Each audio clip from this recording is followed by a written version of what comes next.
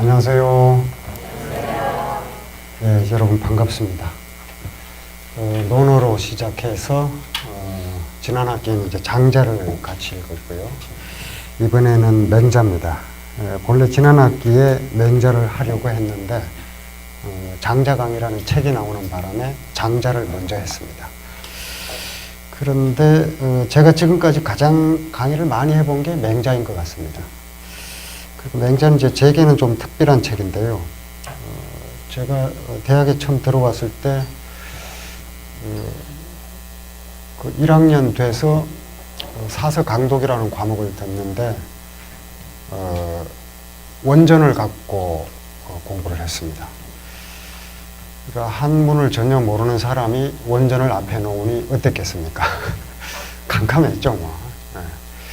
네. 뭐 사전을 찾아도 안 나오는 글자가 많고 어떻게 방법이 없더라고요. 그래서 그만두려고 했습니다.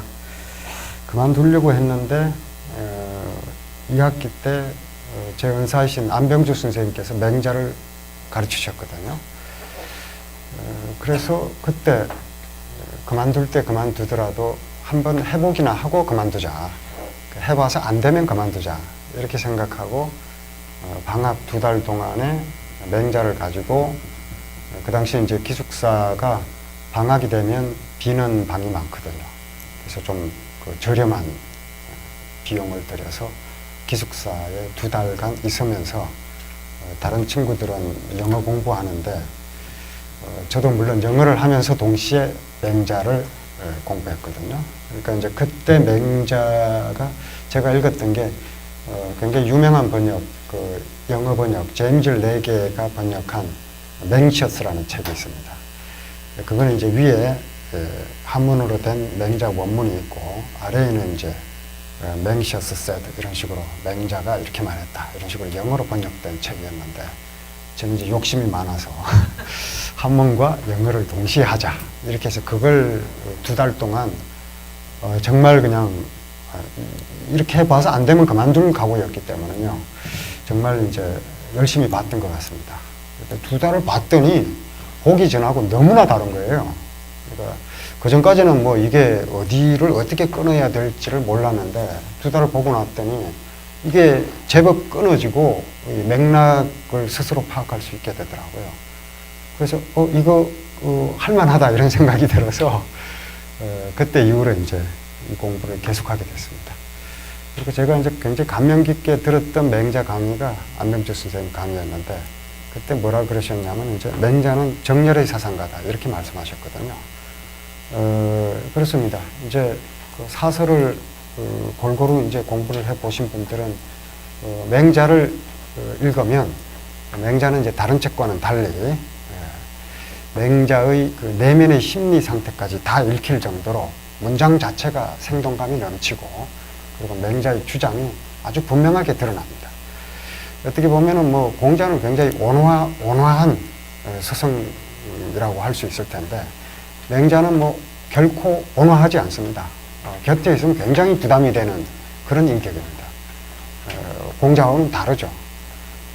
그런데 이제 그 공자나 맹자가 대화했던 당시 사람들은 주로 이제 노나라 애공이라든지 제나라 경공이라든지 이런 한나라의 군주들과 대화를 많이 했죠. 공자가 뭐 공자가 이 상가지구라고 해서 사기에 나오는 얘기입니다만 뭐 집이른 개처럼 천하를 떠돌아다녔다고는 하지만 어쨌든 제나라에 가면 제나라 경공이 초빙을 하고 초나라에 가면 역시 초나라 왕이 초빙을 한단 말이에요. 그러니까 뭐 상가지구라고 한 것은 일시적인 초라한 행색 또 천하를 돌아다닌 그런 어려움을 이야기한 것이지 뭐 공자가 뭐 정말 초라했다고 이야기하기 어렵습니다. 뭐 제자가 3천에 이르고 한나라의 최고 권력자를 언제든지 만날 수 있는 사람이 초라할 수는 없겠죠. 그런데 이제 결국 자기를 알아주는 통치자를 못 만났기 때문에 뜻을 펼치지 못했죠. 그 점에서 이제 불우한 지식에는 틀림없습니다. 그런데 그런 이제 군주들이나 또 다른 가장 중요한 대화 상대는 제자들이죠. 뭐 공자의 제자들은 정말 어마어마합니다. 노나라의 후계자들부터 시작해서 개강자 같은 사람요. 그런가 하면 맹의자니 뭐 맹무백이니 전부 노나라 귀족들이죠. 그리고 이제 번지 같은 농민 출신 제자도 있고, 심지어 이제 천민 출신 제자, 중궁도 있습니다. 중궁도 이제 이른바 공자가 공문십철이라고 해서 10명을 꼽았는데 덕행에 가장 뛰어난 제자 4명 속에 중궁이 들어가 있습니다. 천민 출신이에요. 그런 제자도 있었고, 그런가 하면 자로처럼 뭐 시정에서 이 주먹을 휘두르던 사람이요. 그러니까 공자가 자로를 제자로 받아들인 이후로 천하에서 내 욕을 하는 사람이 없어졌다. 뭐 이렇게 얘기를 하거든요. 뭐 그런 제자들. 그런가 하면 뭐 찢어지게 가난한, 정말 찢어지게 가난해서 일찍 죽었던 안녕 같은 제자들도 있었습니다. 참으로 다양한 제자들이 공자 문화에 모여들었죠. 그래서 뭐 제자가 3,000명에 이르렀다. 이렇게 되어 있는데, 우리는 뭐 공자가 이제 훌륭한 교육자로 알고 있으니까 모든 면에서 온화했을 것이다 이렇게 생각하지만 공자도 늘 그렇게 온화하기만 했던 건 아닙니다. 어떤 경우에는 현재 우리가 생각하기에 굉장히 비교육적인 요구도 했고요. 특히 자공이 굉장히 말을 잘하고 잘난 체하는 제자거든요. 자공이 그걸 자꾸 이제 사람들을 비교하고 등급을 나누고 뭐 이러니까 자공 불러갖고 너하고 아내하고 비교하면 누가 나오냐 뭐 이런 질문도 했던, 누구와 누구를 비교한 거죠. 굉장히 비교육적으로 보이는데 자공에게는 또 그게 통합니다. 그러니까 이제 그런 면모가 있죠. 그래서 어떤 제자에게는 굉장히 온화하게 앞으로 나아가도록 격려하는가 하면 자로처럼 성질 급한 제자에게는 물러서라고 요구합니다. 그리고 심한 말도 마지 않아요. 야제라요. 야비하다 뭐 이런 뜻이거든요. 자로를 꾸짖는 대목은 아주 매섭습니다. 자공에게도 마찬가지고요. 늘 한 단계 더 높이기를 요구하는 아주 엄격한 스승의 모습을 그런 경우에 보여줍니다. 그 외에도 온화한 모습이 아닌 경우는 이제 뭐 여러 경우가 있어요. 그 이루하여 불이 사무반이오든 한 모퉁이를 들어주었는데 세 모퉁이를 알아서 돌아가지 못하면 반복해서 가르쳐주지 않는다. 이렇게 되어 있습니다. 그러니까 실마리를 던져주면 알아서 가야 되는 거죠. 그러니까 하나하나 일일이 이렇게 해라고 지시하지 않는 거죠. 일일이 이렇게 저렇게 해라 이렇게 지시하는 것은 떠먹여 주는 건데 그건 과외 공부지 학문이 아닌 거죠. 자기 학문이 될 수가 없습니다. 그러니까 마냥 온화하기만 했다고 할 수는 없습니다. 그게 이제 교육이고요. 요즘 뭐 교육이 이제 이게 거래와 비슷하게 되다 보니까 돈 냈는데 학점 왜 안 주냐 뭐 이런 식이 돼서 그런 걸 관철시키기가 좀 굉장히 어렵죠. 우리 사회의 수준이 그만큼 낮은 거고요. 근데 이제 맹자 같은 경우에는 군주들과 대화할 때도 그렇고 제자들과 대화할 때도 그렇습니다. 공자와 비교를 하면 그렇게 온화하기만 하지 않고 엄격한 면모가 있는 게 공자이지만 그래도 맹자와 비교를 하면 공자는 점잖거든요. 위나라에 가서 위나라 영공이 공자가 무슨 말을 하는데 새가 날아가니까 새 쳐다봅니다. 그러니까 공자가 하는 말에 별 관심이 없다는 얘기죠. 그런가 하면 공자에게 진치는 방법, 전쟁하는 방법에 대해서 묻고 그러거든요. 그렇게 이제 공자가 조두지 사는 상문지의원이와 제사 지내는 일은 제가 들은 게 있지만 굴려지사, 군대를 통솔하는 일은 들은 게 없습니다. 이렇게 얘기하면서 명일 수행하시다. 다음 날 조용히 떠납니다. 이게 이제 공자 스타일이거든요. 근데 맹자는 좀 달라요. 그런다고 해서 그냥 이렇게 쉽게 떠나고 마는 그런 인물이 아닙니다. 끝까지 이제 임금 곁에 있으면서 계속 쓴소리 계속 하는 사람이죠. 그러니까 임금들도 굉장히 맹자를 부담스러워 했을 겁니다. 그럼에도 맹자를 잘 대우해 준 이유는 따로 있습니다. 그래서 저 이름이 아직 남아있는 거죠. 제나라 선왕, 뭐 양나라 해왕, 추나라 목공, 뭐 이런 사람들이 맹자에 기록됐기 때문에 뭐 그 이후 2000년 동안 세상 사람들이 그 사람들 모르는 게 없거든요. 현자와 대화를 했다. 이게 이제 굉장히 매력적인 거죠. 뭐 서양에 보면 알렉산더 대왕이 디오게네스 같은 사람 왜 만납니까? 현자라고 하니까. 자기도 이제 뭐 권력 갖고 안 되는 게 있으니까. 가서 현자와 대화를 한 기록을 남기고 싶어서 찾아가는 거거든요. 찾아갔다가 뭐 박대만 당했지만. 뭐 알렉산더는 뭐 아리스토텔레스 같은 경우에는 뭐 서로 관계가 아주 좋았으니까 알렉산더도 바라던 걸 이루었죠. 마찬가지입니다. 동양의 군주들도요. 그런데 이제 맹자는 이제 그런 군주들과의 대화에서 한 발도 물러서지를 않습니다. 그러니까 공자는 그래도 뭐 어떤 넘지 않을 선이 있다고 할 수 있을 텐데 맹자는 뭐 선이란 게 따로 없습니다. 그러니까 임금이 당장 그 얼굴이 불그락불그락 해질 때까지 직관하는 그런 스타일이거든요. 그게 이제 맹자 스타일이고, 제자들과 대화할 때도 마찬가지입니다. 예를 들어서 뭐, 맹자 제자 중에 한 사람이 선생님 도는 참 아름다운데, 너무 어렵고 수준이 높다. 그러니 좀 이 수준 떨어지는 제자들을 위해서 좀 낮춰서 이야기를 해주시면 제자들이 따라갈 수 있을 것이다. 뭐 이런 요구를 합니다. 맹자는 거절합니다. 이 활 잘 쏘는 얘가, 활을 잘 쏘는 사람의 대표가 얘라는 사람이 있는데요. 이 얘가 활 잘 못 쏘는 제자 때문에, 그러니까 활을 영 형편없이 못 쏘는 제자 때문에 활 당기는 비율을 바꾸지 않는다. 이렇게 얘기를 합니다. 못 알아듣는다고 알아듣는 이야기만 하는 식으로 낮추지 않는다는 거죠. 어떻습니까? 뭐 요즘 교육 방침하고는 좀 다른 것 같은데, 예를 들어서 학생들이 상대성 이론을 못 알아들으면 상대성 이론 아닌 다른 얘기를 할 수는 없지 않겠습니까? 못 알아들으면 공부를 해야 되는데 공부할 생각은 안 하고 알아들을 얘기만 해주세요. 그러면 뭐 상대성 이론도 나올 이유가 없겠죠. 뭐 요즘은 이제 그런 식으로 못 알아듣겠습니다. 뭐 이렇게 되는 건데, 못 알아들으면 공부를 해야죠. 공짜로 되는 거 없죠. 그러니까 그만큼 해야 되는데, 맹자 스타일로 가면 원래 하던 걸 바꾸지 않는, 그게 이제 맹자 스타일입니다. 그러니까 맹자는 제자가 되어서도 굉장히 힘든 스승이고, 군주가 되어서 맹자를 초빙해서 같이 이야기를 나눠도 굉장히 부담되는 상대가 맹자입니다. 그리고 이제 어떻게 보면은 그 스트레스는 전혀 안 받았을 것 같은 사상가입니다. 그러니까 그냥 하고 싶은 얘기를 다 해요. 오죽하면 읽고 있는 사람이 속 시원할 정도로 해버리거든요. 그러니까 이제 그게 맹자를 읽는 즐거움이기도 하고, 또 맹자라는 인격의 매력입니다. 그런데 이제 뭐 제가 아무리 생각해봐도 하여튼 공자가 위대한 인격인 건 틀림없습니다. 뭐 그건 부정할 수가 없어요. 그런데 공자로 대체될 수 없는 게 맹자에 있거든요. 그게 우리가 맹자를 읽으면서 느낄 수 있는 커다란 즐거움 중에 하나인 것 같습니다. 우선 이제 이 맹자는 이 군주들이 당시에 어떤 주제를 갖고 물으면 그 물음에 대답을 안 해요. 동문서답입니다. 그래서 오늘 제가 여러분들에게 드린 글꼭지 제목이 맹자의 동문서답이죠. 실제로 뭐 좀 이따가 맹자의 일부를 읽어보면서 정말 동문서답인지 아닌지 확인을 한번 해보겠습니다.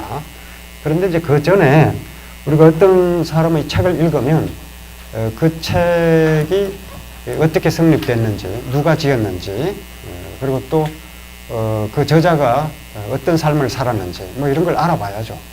책만 읽고 사람을 몰라도 말이 안 되고, 사람만 알고 그 책을 읽지 않으면 사람을 모르는 거죠. 뭐 어떤 사람을 아는 게 만나서 술 자주 마신다고 해서 아는 게 아니라 그 사람이 쓴 책을 읽는 게, 특히 이제 고전이니까 책을 읽는 것이 그 사람을 가장 잘 아는 거겠죠. 그래서 이제 그런 맹자를 읽기 이전에 먼저 알고 있어야 할 선지식을 몇 가지 말씀드리겠습니다. 우선 이제 우리가 전기를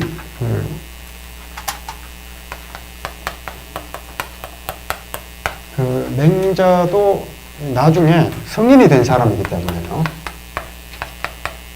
맹자가 성인이 된 것은 사실은 그다지 오래되지 않았습니다. 물론 이제 오래되지 않았다고 해도 800년 정도 됐으니까 오래됐네요.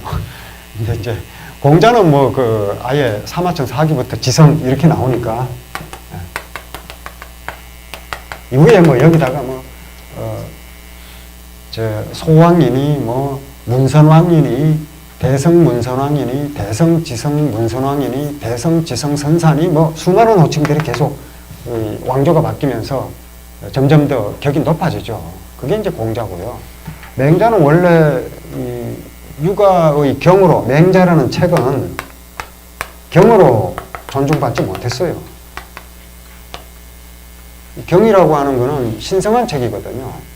전통적으로는 문헌을 어떤 식으로 이 전통이라고 하는 것도 이제 당나라 때 성립된 거고, 그 이전에는 이제 한나라식의 유향이 7개로 분류를 했고, 당나라 시대부터 경자사집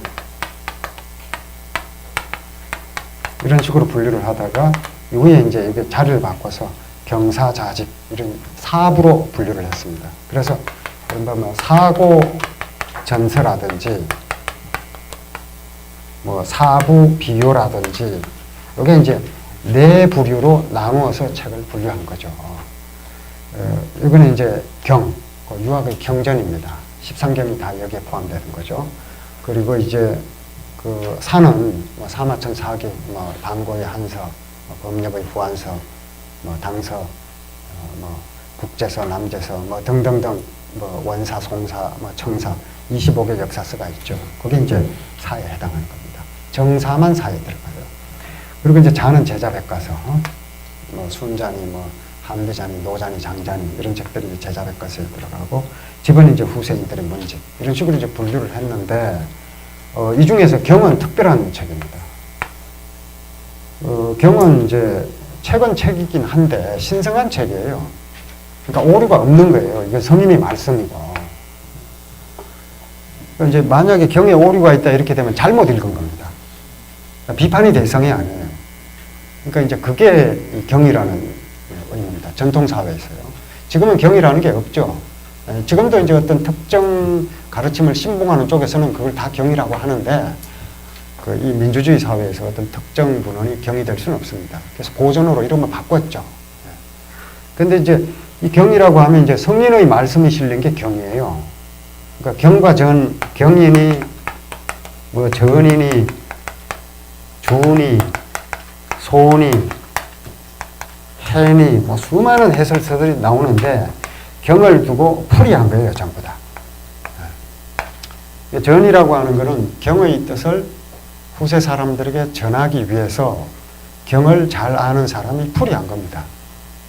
그게 이제 뭐 주도 되고 소도 되고 해도 되고 뭐 여러 가지가 있는 거죠. 그리고 번역도 거기에 해당하는 겁니다.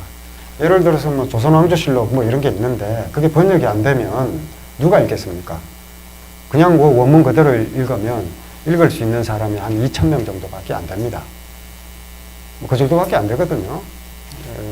그런데 이제 그걸 번역했다 그러면 4천만 명이 읽을 수 있는 거고, 그걸 또 영어로 번역했다 그러면은 뭐 얼마가 됩니까?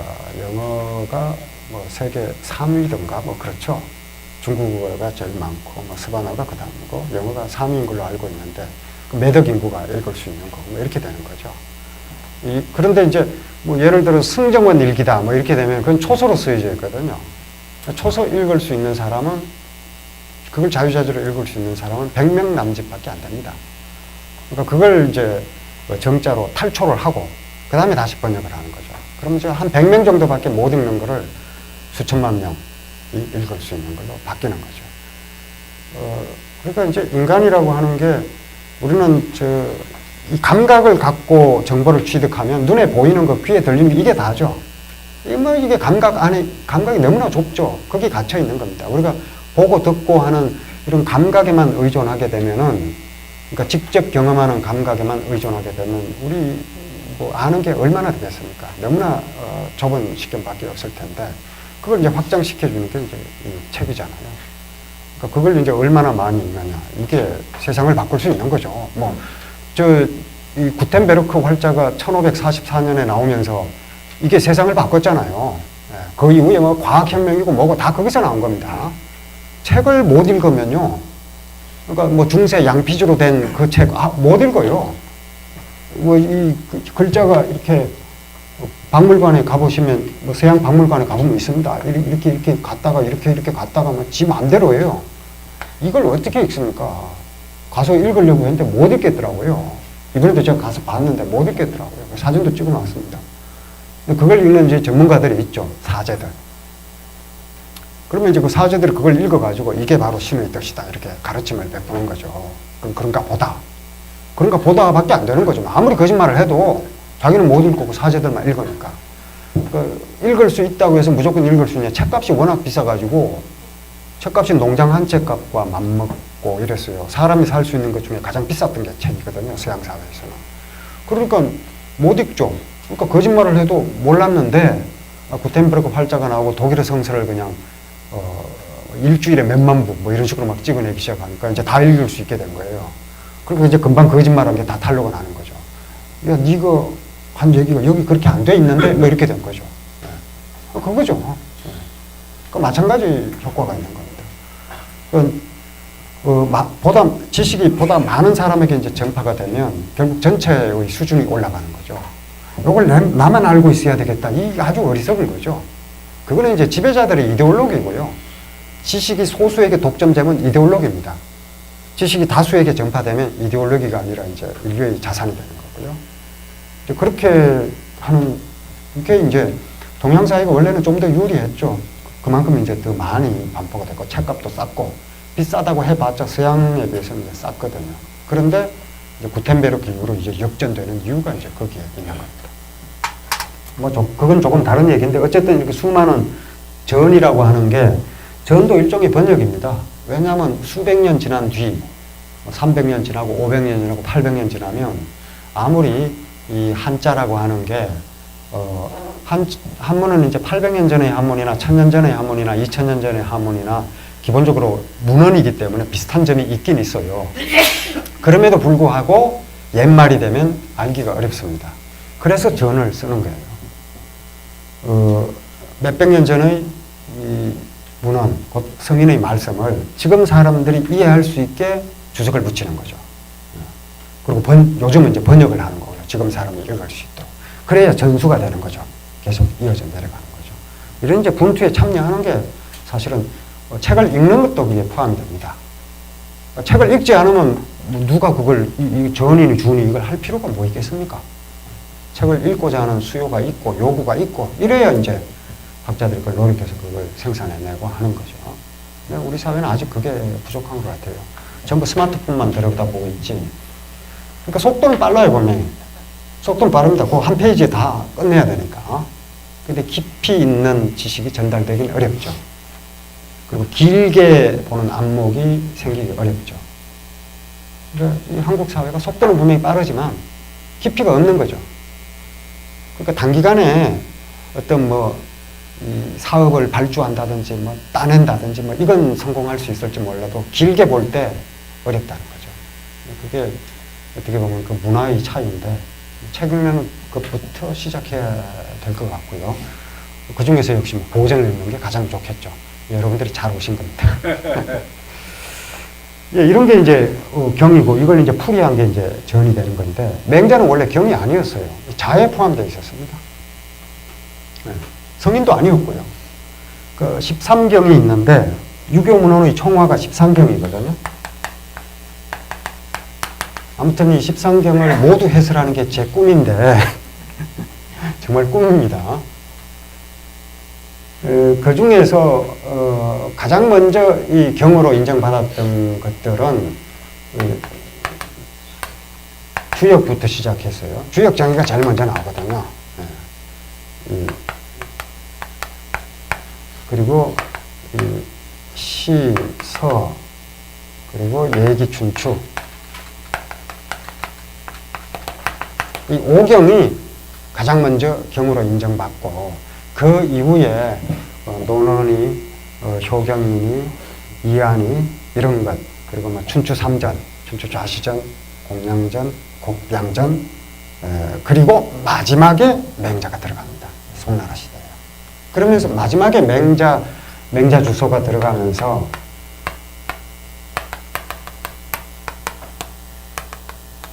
그 13경이 완성이 돼요. 그러니까 맹자는 맨 뒤에 성인으로 인정받았습니다.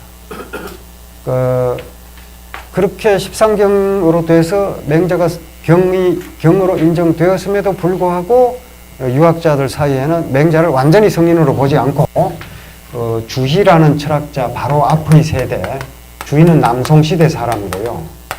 그 앞에 이제 그 북송시대 정호정이라는 학자가 있는데 정호는 형이고 정의는 동생이에요. 이 시대까지 맹자는 성인이 아니고 대현이었어요. 대현. 현인 중에서 위대한 사람 이 정도였습니다. 성인은 공자고 그리고 안년이 이제 안자라 그러죠. 그 안년을 아성이라 그랬어요. 그리고 맹자는 그 아래에 대현이다 이랬어요. 근데 주의 때에 이르러서 비로소 맹자가 성인이 됩니다.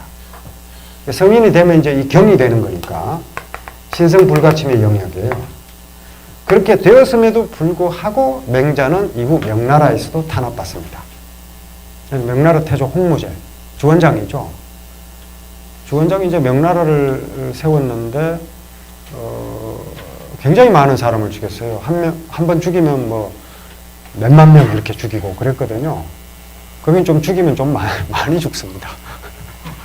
뭐 예를 들어, 오기가 죽을 때도 뭐 70여 가가 죽었다 이렇게 되는데, 가 하면 한 100명 이상, 그 단위가 굉장히 큽니다. 100명 이상 되니까 뭐 70여가 죽었다, 뭐 수천 명 죽는 거죠.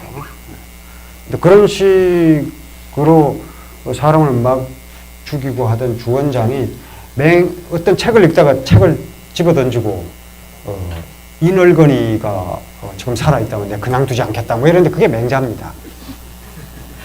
이제 어떤 대목이 나왔냐면요. 임금이 신하를 고갱, 자기 팔다리처럼 아끼면 신하는 임금을 복심, 배나 심장처럼 존중한다.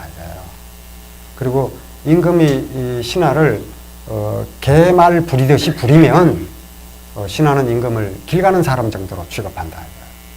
근데 임금이 신하를 톡에 흙이나 지푸라기처럼 짓밟으면 신시군저 구수라, 신하는 임금을 원수처럼 여긴다. 이렇게 되어 있거든요. 그러니까 이제 그걸 보고 이제 어떻게 신하가 감히 임금을 원수처럼 여긴단 말이냐 이렇게 화를 낸 거죠. 그래서 맹자를 사당에서 쫓아내고 맹자책을 불태우라고 지시합니다. 그랬는데 이제 그 당시 전당이라는 신하가 그걸 나서서 막아요. 그리고 이제 그 주원장이 직접 화살을 쏴서 맹자의 신주를 화살로 쏘려고 하거든요. 전당이 이제 막았으니까 죽이겠다고 하니까 죽이라고 그럽니다. 배를 보였다 그래요. 배를. 뭐 저를 죽이면 저는 맹자 두고 맹자를 보호한 사람으로 남을 것입니다. 이렇게 얘기하고 죽겠다고 이제 나섰는데 주원장이 어쩐 일인지 못 죽입니다. 못 죽였는데 또 그냥 넘어가지도 않아요. 대신에 한림학사 중에 유사모라는 사람이 있었는데 이 한림학사 유사모를 불러서 맹자 절문을 만들게 해요.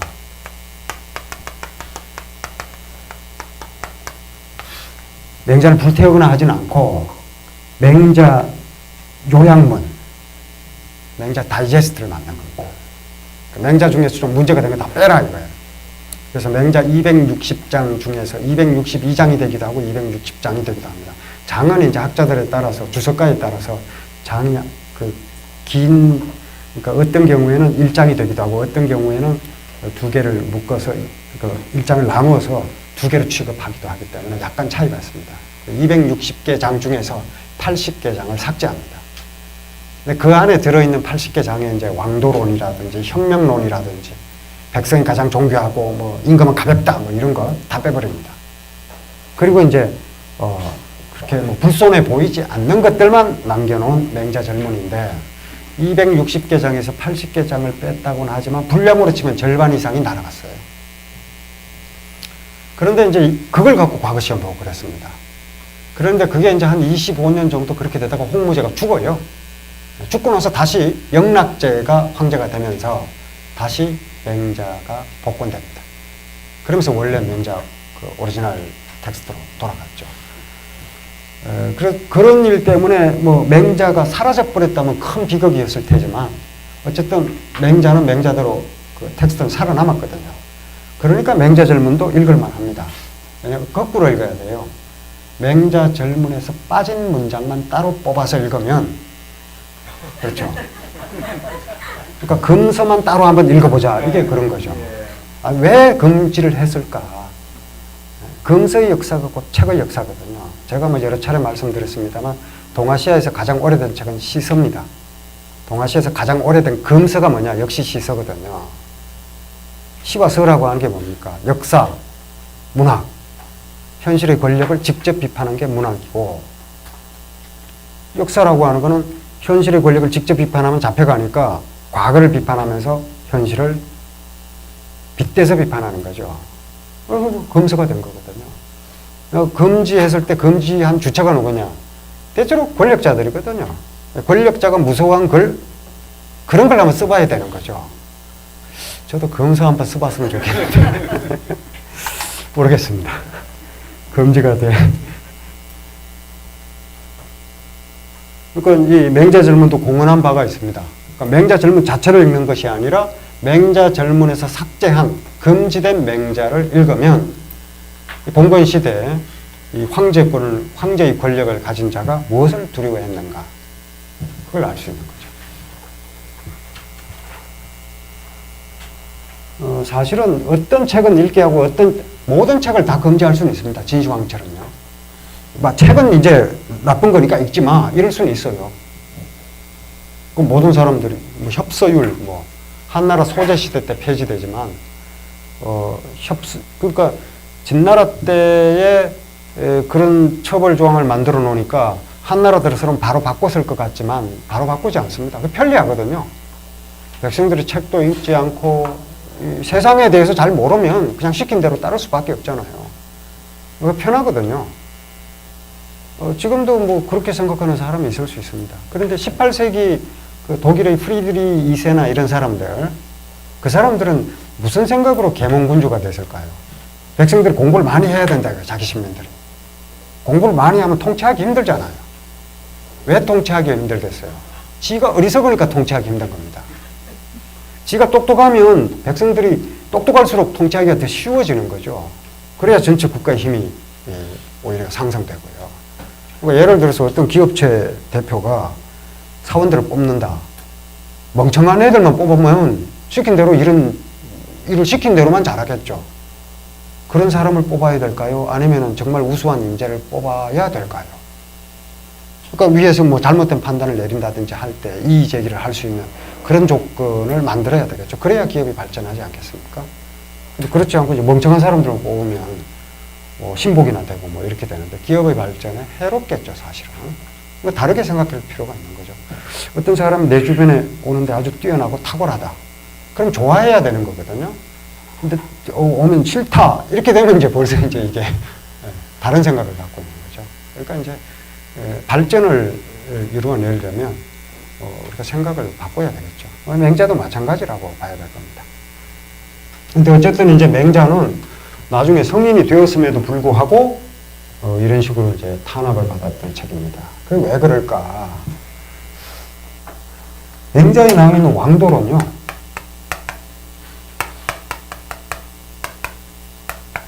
이건 이제 누가 천하를 다스려야 하는가? 왕이 다스려야 한다.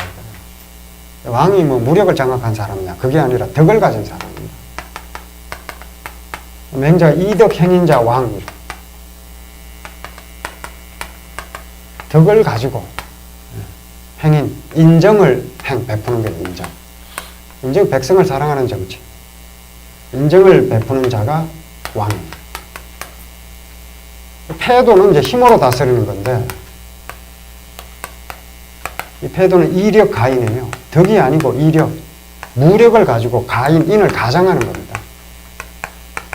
다 인을 가장해요. 그러니까 인으로 사람 죽이는 거죠. 사랑을 가장하고 사람 죽이듯이요.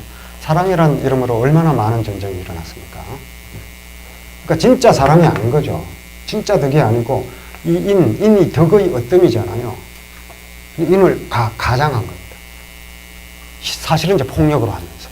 그게 패다. 누가 다스려야 하는가? 이런 사람이, 덕을 가진 사람, 이런 사람이 천하를 다스려야 한다. 이게 왕도론입니다. 덕이 없으면 어떻게 됩니까? 하면 안 되는 거죠. 위험합니까? 위험하죠. 위험합니다. 덕이 있는 자가 왕이 되어야 한다. 위험하잖아요.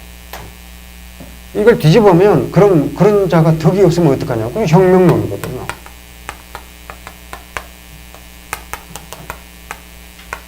천명을 바꾼다. 원래 명이라고 하는 천명입니다. 하늘의 명령을 받아서 천자가 천하를 다스린다. 이런 전통적 관념.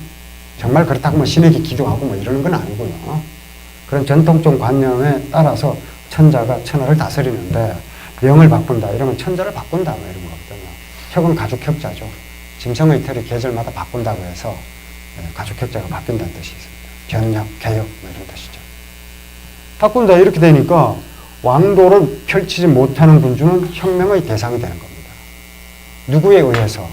예를 들어서 이제 근대 혁명은 레볼루션이죠.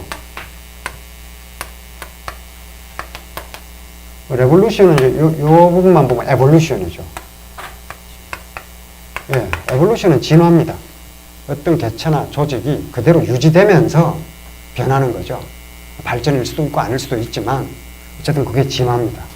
그런데 이 R이 들어가면 이제 리버스예요. 이거 뒤집어 버리는 겁니다. 개체 연속성이 인정되지 않는 거죠. 근대혁명은 지배세력 교체죠. 그러니까 지금 시민사회 아닙니까? 주권재민이고요. 분명히 그렇죠. 주권재민이 이념이고, 주권재민이 그럼 과연 현실화되어 있느냐? 완전히 현실화되어 있지는 않죠. 그건 우리 책임이죠, 뭐. 우리 책임이죠. 그럼 누구한테 그걸. 주권재민이 안 돼 있으면 항의를 하든가, 계약서대로 안 했다고, 뭘 하든가 해야죠. 안 그러면 뭐 그냥 가만히 있어야 되는 거고요. 그걸 못하면. 주권재민이 어디 돼? 이렇게 얘기해봤자 아무 소용이 없습니다. 아니면 항의라도 바꾸든가 이래야죠. 근데 그게 이념이란 말이에요. 그런데 이제, 그렇게 된 건 이제 근대 시민혁명이고요. 시민개념이지. 전통적으로는 이제 시민개념이 동아시아 사회에 시민이 없고 인민이 있죠, 인민. 그럼 서구 고대 시민 개념이 있느냐? 있기는 있는데 그 시민의 범위에 여자도 빠져 있고 노예도 빠져 있고 얼마 안 됩니다, 그 시민은. 굉장히 좁은 거죠. 동아시아 사회도 마찬가지입니다. 인민 개념이라고 할 때 인으로 인정되는 경우는 좁습니다. 지금은 넓잖아요. 근데 중요한 것은 그렇게 좁은 개념에 적용되었던 고대 그리스의 시민 개념이나 좁은 개념으로 인간으로 대우받았던 인민의 인개념이나 그 과정 속에서 서로 상대를 어떻게 배려하고 어떻게 사랑해야 하는지가 지금 우리가 이 폭넓게 생각하는 이 시민 개념에 적용했을 때 타당하냐 이것만 보면 되는 거죠. 지금 우리는 넓고 그 당시는 좁았습니다. 그리고 지금도 사람마다 시민 개념 폭이 다르죠. 어떤 사람은 굉장히 넓고 어떤 사람은 좁습니다. 그랬을 때 중요한 것은 어쨌든 동등한 인간이라고 생각하는 사람들 사이에 어떤 식의 배려의 원칙이 필요하고 서로 교류할 수 있는가 이걸 그 기준을 세우는 게 굉장히 중요하겠죠. 근데 이제 어쨌든 맹자의 혁명론은 근대 시민혁명은 아닙니다. 근대 시민혁명은 완전히 지배세력을 교체하는 거고 이것은 이제 그 폭군을 성군으로 바꾸는 거예요. 폭군을. 폭력적인 군주를 그 훌륭한 군주로 인정을 펼치는 군주로 바꾼다. 이런 맥락의 혁명이기 때문에 근대적인 의미에서의 혁명과는 다릅니다. 그리고 맹자가 백성들 데리고 선동해서 어떻게 해보자 이렇게 한 건 아니기 때문에 역시 그 근대적인 의미의 레볼루션하고는 차이가 있는 거죠. 그렇다 하더라도 기본적인 발상은 같은 거죠. 잘못하면 바꿔야 된다. 이런 얘기거든요. 부담되죠. 이걸 이제 어떤 안정적인 권력을 추구하는 사람들은 이런 사유를 금지하고 억압하고 싶겠죠. 그게 이제 맹자가 오랫동안 성인으로 대우받지 못하고 또 성인으로 인정되고 난 뒤에도 어떻게 보면 좀 엽기적인 탄압이거든요. 그런 탄압을 받게 된 가장 중요한 원인입니다. 그리고 조금 있다가 이제 직접 맹자 아직도 직접 들어가긴 어렵고요. 잠깐 쉬었다가 사마천의 맹자 전기에 관한 기록을 잠깐 살펴보고 또 맹자를 읽도록 하겠습니다. 네, 잠깐 쉬죠. 예, 이제 사기에 나온 맹자 열전을 한번 보겠습니다. 제가 앞에 이제 잠깐 소개는 해놨죠. 맹자에 대한 가장 오래된 열전은 사마천의 사기 맹가 숭경 열전입니다. 그러니까 맹가 열전인 거죠. 맹자의 이름이 가고 자가 작으죠. 이 술의 거자죠. 그리고 가라고 하는 게 수레의 굴대 빗자입니다. 그러니까 수레 바퀴를 보관할 때는 굴대 빗장을 빼서 바퀴를 따로 분리해서 보관하죠. 만약에 이제 수레에 바퀴를 장착한 채로 그대로 두면은 위에서 아래로 지속적으로 힘이 작용하니까 바퀴가 휘겠죠. 평소에 쓰지 않을 때는 굴대빗장을 빼서 바퀴를 분리한 다음에 보관하죠. 그런데 맹자의 술에는 분리해서 보관할 데가 없었던 모양입니다. 이른바 철환천하라고 해서 그 철환천하라는 말은 이 술의 바퀴 자국이 천하를 빙 돌았다 이런 뜻이거든요. 천하를 한 바퀴 돌았다. 이 철은 술의 바퀴 자국. 맹자가 타고 다닌 술의 바퀴 자국이 온 천하를 한 바퀴 빙 돌았다. 누가 한 얘기냐면 당나라 때 한유가 한 말입니다. 우리가 보통 이제 이 철환천하를 공자가 한 말로 기억을 하는, 공자에 대한 말로 기억을 하는데 사실 한유가 맹자를 두고 한 말입니다.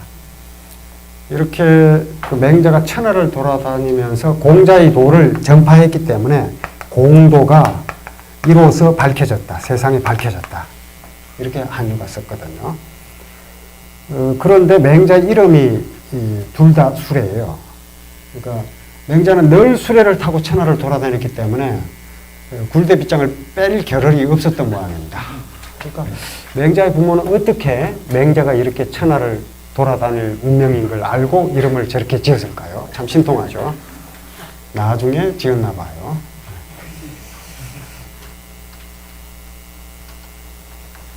실제로 이름을 나중에 짓는 경우 많습니다. 조금 이따 나올 그 손자 중에서 손빈이라는 군사 전략가가 있는데 역시 나중에 지은 이름이거든요. 어쨌든 여기 맹가 순경열전에 보면 맹자 나오고 순자 나오고 그리고 추연도 같이 나옵니다. 그런데 가장 소략하게 기록된 게 맹자예요. 137자밖에 안 됩니다. 사마천이 사기 전체가 52만 8,650여 자가 되는데요. 그렇게 많은 기록을 남겼는데 맹자에 할당한 것은 겨우 137자입니다. 좀 이상하긴 해요. 맹자하고 우연히 이름이 같은 현가라는 사람이 있거든요. 현가는 자객이에요. 자객열전 중에서 자객이 5명 나오는데 그 중에 한 사람입니다. 그 중에서 자객열전 중에서 가장 많은 분량을 할애한 게 현가인데 3,000자가 넘습니다. 현가는 어떤 사람이냐면 연나라 태자 단의 부탁을 받고 당시 진나라 왕을 암살하려고 갔던 자객이에요. 이 당시 진왕이 나중에 천하를 통일해서 진시황제가 됩니다. 진왕을 죽이려고 현가가 가는데 그 현가에 대한 이야기가 3,000자가 넘습니다. 일개 칼잡이에 대한 기술에 3,000자를 썼던 이 사마천이 맹자에 대해서 137자, 이게 너무 적지 않습니까? 장자는 235자예요. 너무 적죠. 그런데 다행스러운 것은 이 137자만 읽어도 맹자가 어떤 사람인지 딱 보입니다. 137자가 명문이에요. 그래서 이 137자를 한번 살펴보겠습니다.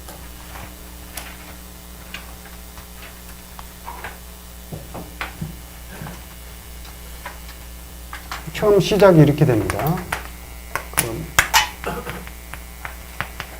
맹가는 추인야라. 사마천은 늘 어떤 사람을 이야기할 때는 맨 앞에 성과 이름을 쓰고 그 다음에 출신지를 표시합니다. 맹가는 추나라 사람이다. 이 추는 이제 이른바 추로지사 이런 말이 장자에 나오는데요. 추나라 노나라의 선비들 하면 공자와 맹자의 학문을 배운 사람이다. 뭐 이런 뜻입니다. 그러니까 공자의 고국은 노나라고 맹자의 고국은 추나라입니다. 근데 추나라는 노나라가 큰 나라가 아닌데 추나라는 노나라에 붙어 있는 더 작은 나라입니다. 그리고 맹자는 이 추나라를 위해서 해준 게 없어요. 이를테면 이제 추나라 목공이요. 맹자를 붙잡고 하소연을 한 적이 있거든요. 추나라와 노나라가 전쟁을 했는데 추나라의 관리들, 그러니까 장교들은 33명이 죽었어요. 그 전쟁에. 그런데 백성들은 단 한 명도 안 죽었어요. 어떻게 된 걸까요? 지휘관만 놔두고 다 도망가 버린 거죠, 백성들이.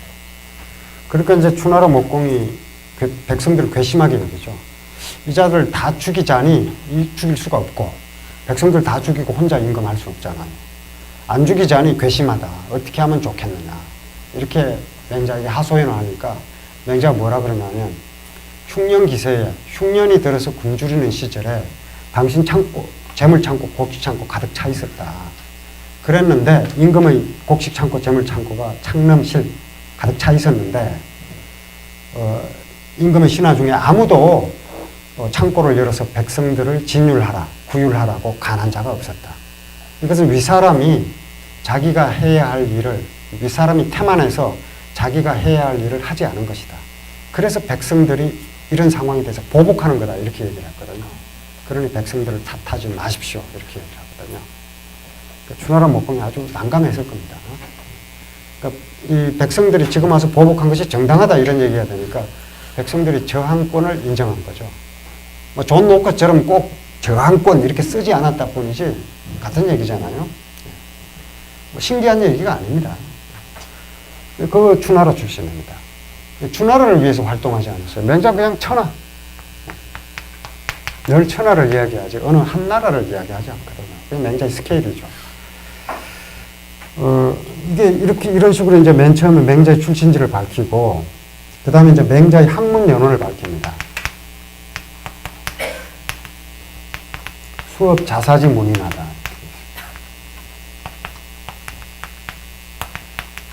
자사의 문인에게서 수업, 학업을 전수받았다. 자사의 문인에게 배웠다. 자사는 누구냐면 공자사죠. 공급입니다. 공자의 손자예요. 이것도 이제 정말 공급이 공자의 손자이냐, 이게 연대를 고증해보면 잘 안 맞아요. 자칫하는 이 공자의 손자, 중용의 저자로 알려져 있는 공자의 손자, 공급이 공자의 손자 아닐 수도 있습니다. 이제 우리는 지금 별 문제가 아니죠. 뭐 공급이 뭐 공자의 손자이거나 말거나 별 상관없죠. 그런데 예를 들어 이제 전통사회에서 뭐 조선시대처럼 유교가 국시인 나라에서 이런 거 굉장히 큰 문제죠. 근데 명나라 때 초행이라는 학자가 이 문제를 제기했는데 아직 해결이 안 됐습니다. 그러니까 이제 그 연대나 기록이 아주 정확하지는 않기 때문에 뭐 지금 우리가 아는 건 알 수 없다. 이게 가장 정확한 거죠. 왜냐하면 이제 공자 논어에 보면 이제 백의가 공자보다 먼저 죽었거든요. 백의의 생물년과 자사의 생물년을 비교해 보면 백의가 죽고 나서 적어도 2년 있다가 태어난 걸로 됩니다. 그러면 이제 곤란하죠. 유복자라 하더라도 2년 후에 태어날 수는 없잖아요. 곤란하죠. 공급의 아버지가 누군지 정확하지 않은 거죠. 근데 뭐 우리를 위안해 주는 건 모든 사람은 자기 아버지가 누군지 정확하게 알 수가 없다. 이 오디세이, 그 일리아드 오디세이에 그 말이 나와요. 일리아드 오디세이.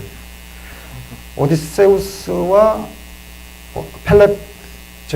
페넬로프가 둘이 부부죠. 페넬로프가 아내죠. 그 아들이 뭐라 그러냐면 그가 나의 아버지라고 우리 어머니께서 말씀하셨습니다. 이렇게 되어 있습니다. 나는 그 사람이 누군지 모릅니다. 이렇게 되어 있어요. 그리고 그 다음에 모든 사람은 자기 아버지가 누구인지 모르기 때문입니다. 완벽하게 아는 방법은 없으니까요. 고전 잔인하죠? 하지만 그 말이 맞는 얘기죠. 갑자기 분위기가. 자사의 문인에게서 배웠다. 어쨌든 공자의 손자이고, 거의 이제 그런 안 맞는 점이 있지만 일단 공자의 손자로 알려주고 전해주고 있으니까요. 공자의 손자인 자사, 중용의 저자인 자사에게서 직접 배운 게 아니라 문인에게서 배웠다. 근데 이제 그 사마정에서는 사기색인이라는 책에 보면 사람인 자는 연문이다. 잘못 끼어든 문자다. 이렇게 보는데 그러면 자사에게서, 자사의 문에서 직접 배웠다. 이렇게 됩니다. 근데 이거는 이제 더더욱 연대가 안 맞습니다. 절대 자사에게 직접 배울 수가 없어요. 맹자 생물론을 따져보면. 그러니까 이제 이건 군더더기 주석이고요. 근데 왜 그랬을까? 맹자의 정통성을 더 강화하기 위해서 이렇게 한 거죠. 자사는 이를테면 공자가 있고, 공자가 가장 높이 평가했던 제자는 아시다시피 안년입니다. 그런데 안녀는 공자보다 먼저 죽었기 때문에 공자의 후계자가 될 수가 없죠. 그럼 후계자가 누구냐? 정자라고 하는 거죠. 근데 이것도 이제 한쪽의 견해입니다. 그리고 이 정자가 정삼인데, 원래는 참이라고 읽어야 되는데요. 정삼인데, 공자보다 46세가 어렸어요. 하공자 46세고, 공자 제자 중에서 가장 나이가 많았던 건 자로, 하공자 9세, 9살 어렸고요. 12살 어렸던 게 정석인데, 정삼의 아버지입니다. 부자가 모두 공자에게서 배운 거죠. 그리고 이 정자의 계열의 학자가 자사예요. 그리고 맹자가 이 자사 계열의 학자입니다. 이것도 이제 전통적으로 그런 기록이 있으니까, 한나라 때부터 이런 기록이 있으니까 많은 사람들이 믿었는데, 청나라 때 후반기에 저보다는 이걸 의심을 해요. 그리고 현대학자들은 이걸 부정하고 했는데, 그건 잘못 본 겁니다. 삼행막파라고 하거든요. 순자가 성학설을 제기하면서 맹자의 성선설을 비판할 때 자사와 맹자를 한 묶음으로 비판해요. 그러니까 이 자사와 맹자를 한 묶음으로 비판했다는 얘기는 자사와 맹자가 같은 계열의 학문연원을 갖고 있다, 이렇게 되는 거죠. 그러니까 이제 고전을 이렇게 넓게 읽어보면 삼행학파라고 하는 건 실체가 있었다고 봐야 되는 거고요. 근데 어쨌든 맹자의 정통성을 강화하려고 한 시도인데, 맹자는 굳이 자사를 필요로 하지 않는 사람이기 때문에 우리가 전통사회 지식인들처럼 그런 입장을 그렇게 깊이 따질 필요는 없겠습니다. 근데 이게 이제 기본적인 출신 지역과 학문 연원이고요. 그 다음에 이제 바로 도기통하고, 도를 이미 통했다. 맹자가 도를 이미 통했다. 도를 통달했다. 도통했다. 이거예요. 근데 우리가 도통했다 그러면 어떤 우리는 도가의 도사나 불교의 스님이 깨달음을 얻었다 이런 뜻으로 쓰지만, 유가의 도라고 하는 거는 결국 치도거든요. 천하를 어떻게 다스릴 것이냐, 이거거든요. 수기치인지도입니다. 수기치인지도. 이게 유학이에요. 아무리 이상한 유학이라도 이게 있으면 유학이에요. 수기치인지도. 나 자신을 수양함으로써 다른 사람을 다스린다. 이 치는 공정하게 다스린다는 뜻입니다. 치는 원래 농사 용어예요. 치전. 농토를 일군다, 이런 뜻입니다. 그럴 때 물을 대는 게 치예요.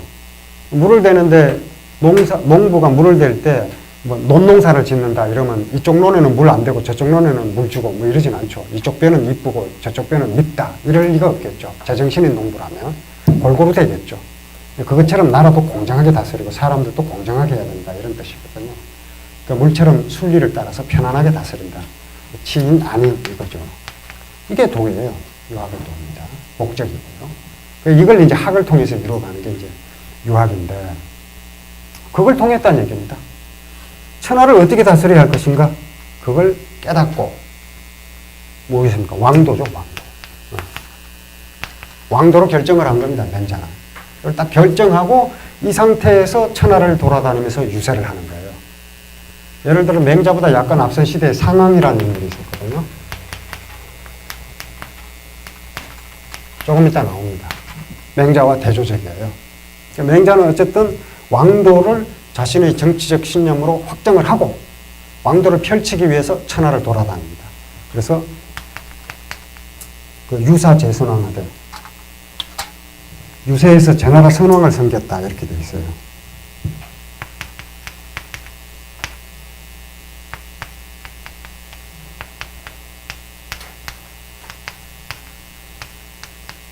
제나라 선왕, 맹자와 가장 대화를 많이 한 군주예요. 제나라 선왕은 강대국의 왕입니다.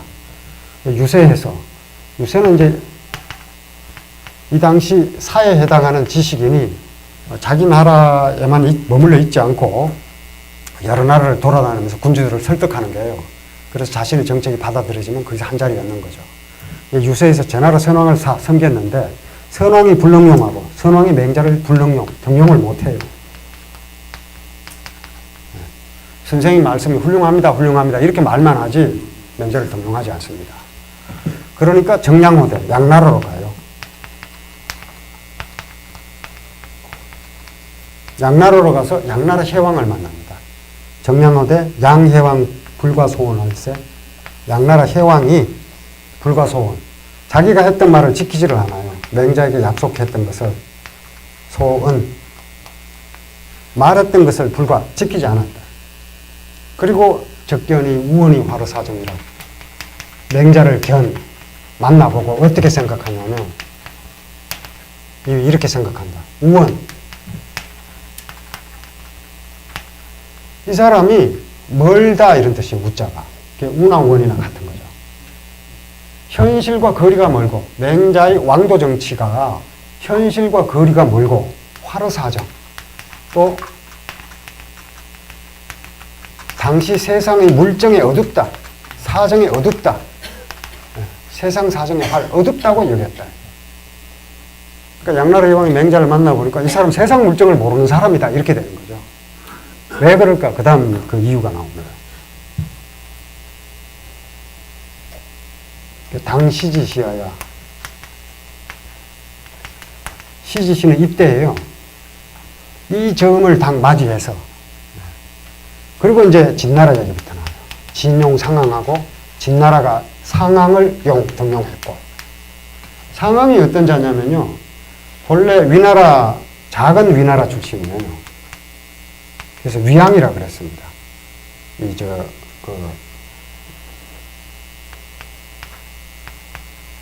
위나라의 앙이었어요. 근데 원래 이게 양나라 해왕 밑에 있었습니다. 맹자가 만난 양나라 해왕. 그랬는데 양나라 해왕의 그 재상이었던 공숙좌라는 사람 밑에 있었어요. 근데 재상이 이제 공숙좌가 병에 걸려 죽게 되니까 양나라 해왕이 문병을 가요. 당신이 죽으면 이제 이 다음에 나라를 누구한테 맡겨야 되냐 이렇게 물으니까 공숙좌가 위양을 청구합니다. 이 상황을. 근데 식객 중에 위양이라는 자가 있는데 나이는 어리지만 굉장히 명석하니까 그 사람을 등용하시오. 그러니까 해왕이 힘들어합니다. 등용할 생각이 전혀 없는 거예요. 왜? 자기 나라 출신이 아니거든요. 이 위나라, 양나라가 위나라거든요. 이 위나라.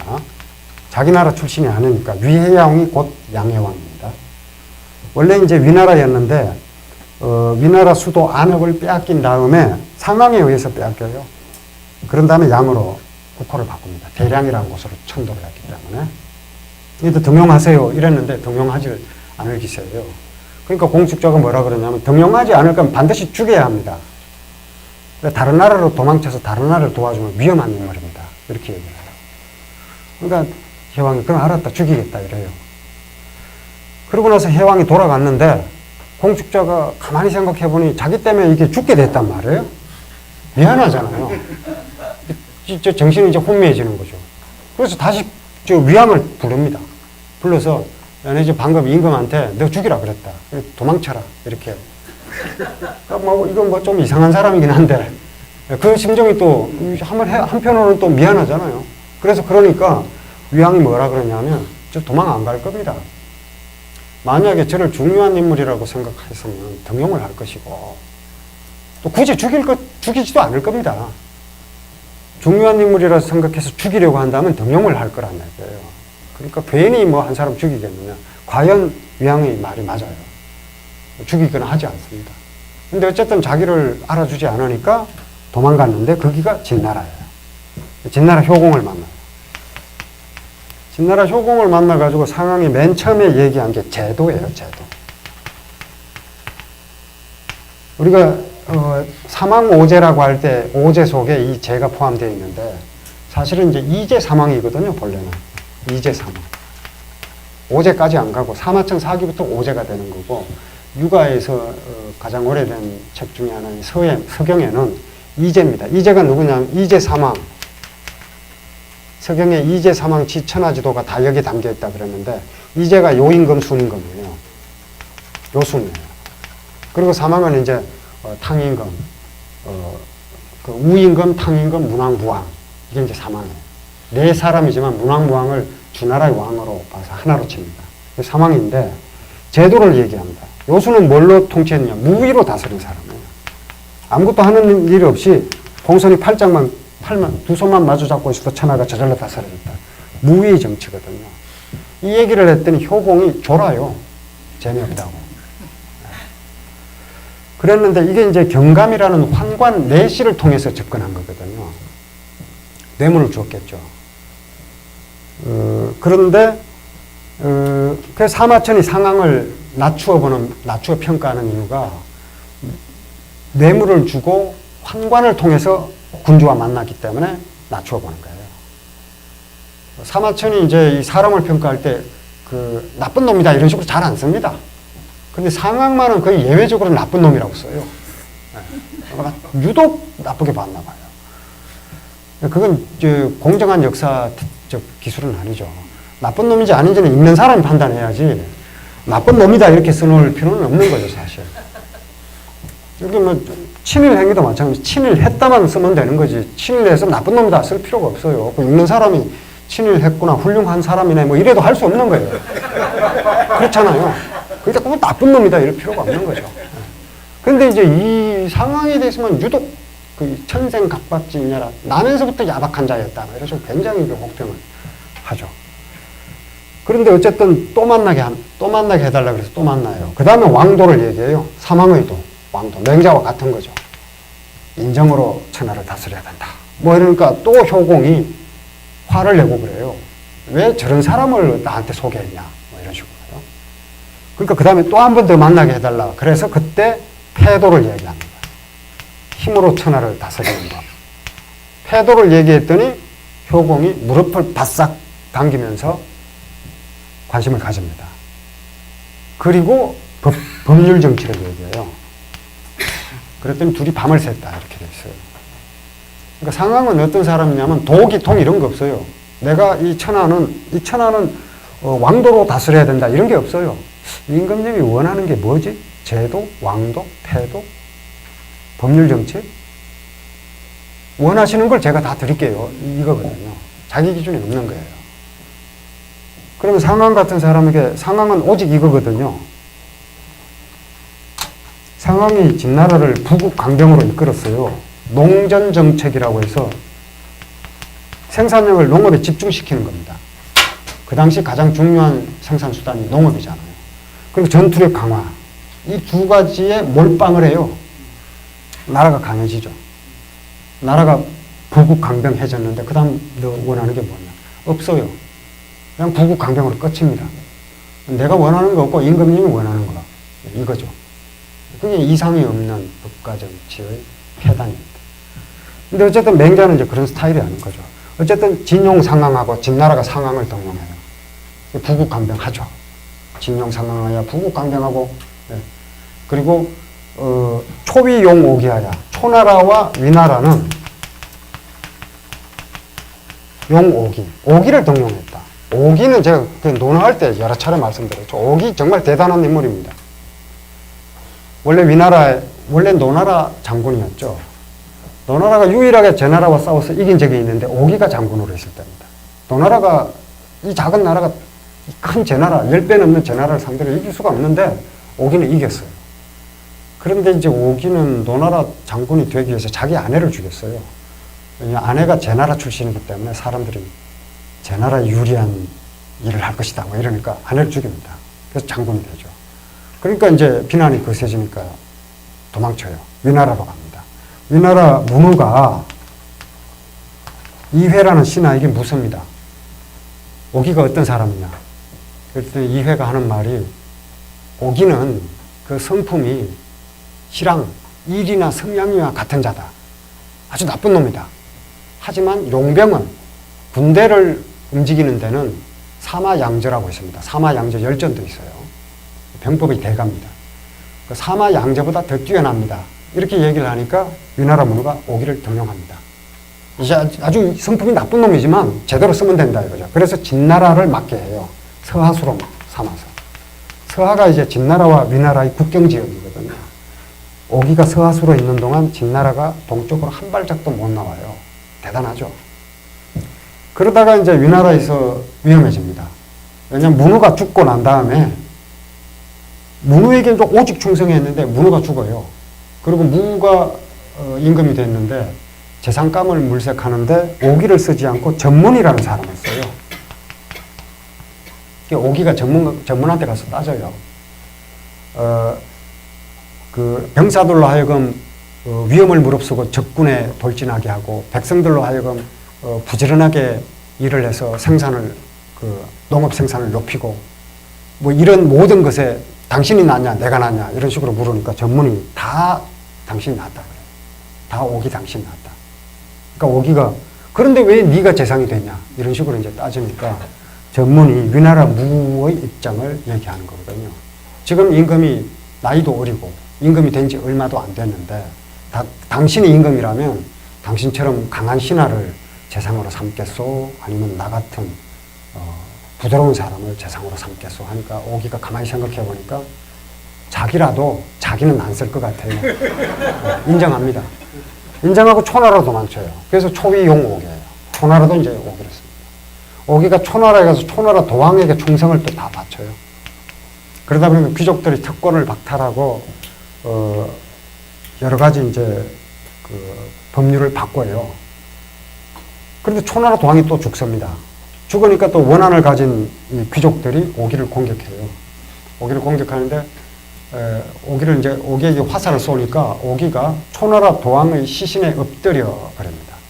화살을 쏘니까 오기도 화살 맞아 죽었지만 초나라 도왕의 시신에도 화살이 박혔죠. 나중에 태자가 왕이 된 다음에 우리 아버지 시신에 화살 쐈던 놈 다 나와 해서 70여 가를 몰살시킵니다. 죽으면서도 복수하고 죽은 거죠. 무서운 사람입니다.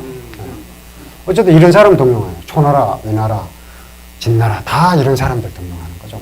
제주는 하늘에 닿는데 말로는 전부 비참합니다. 상황은 역시 자기 죄에 자기가 걸려 죽어요.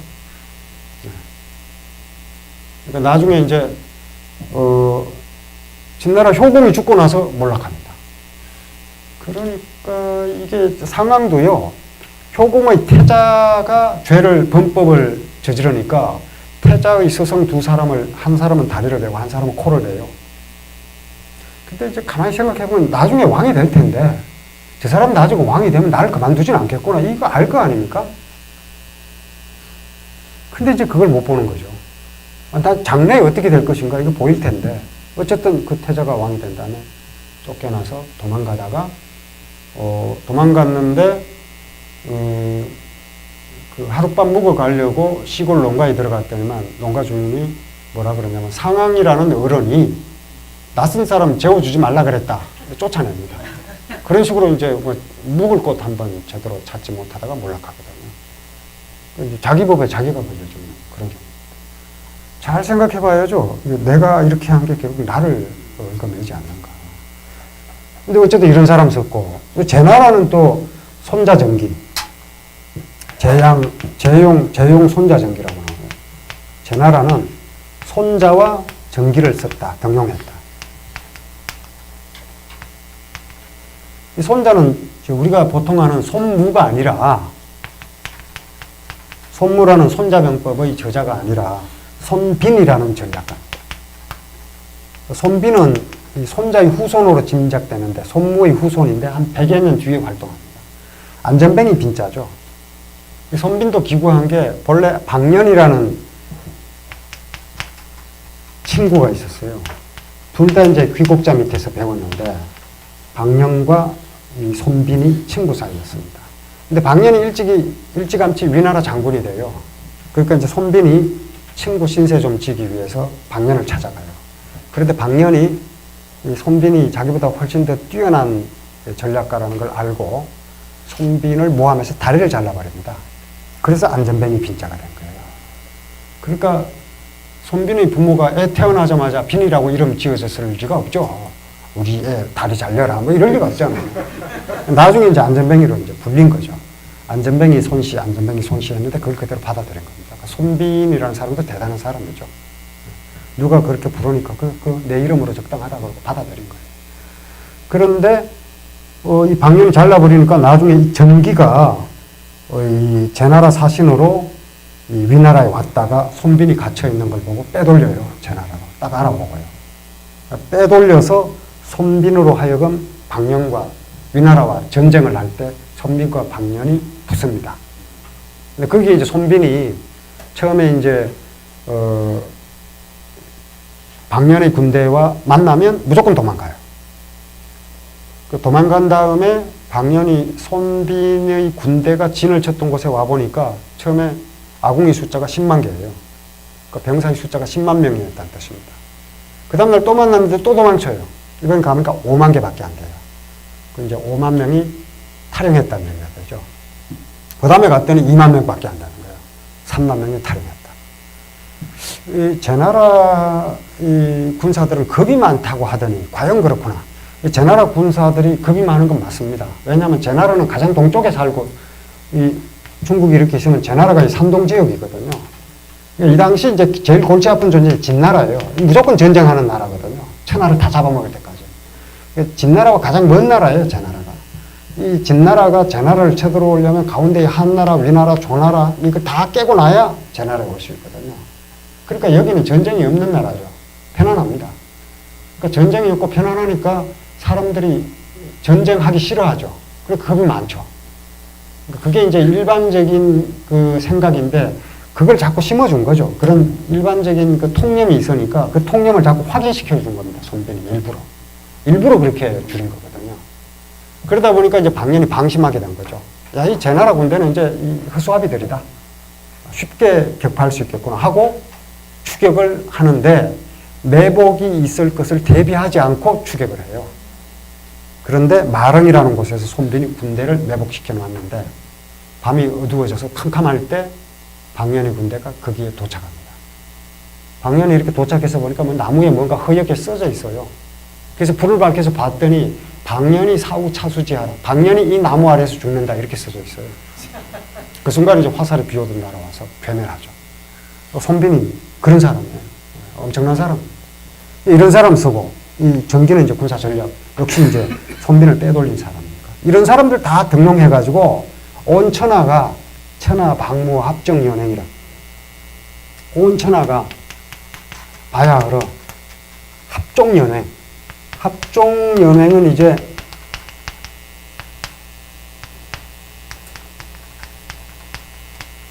뭐 형자로 써놓기도 합니다. 형자로 써놓으나 팽자로 써놓으나 같은 뜻인데 온천하가 예를 들어서 합종이라고 하는 거는 이 당시 이제 중국이 북쪽에 연나라가 있고 남쪽에 초나라가 있고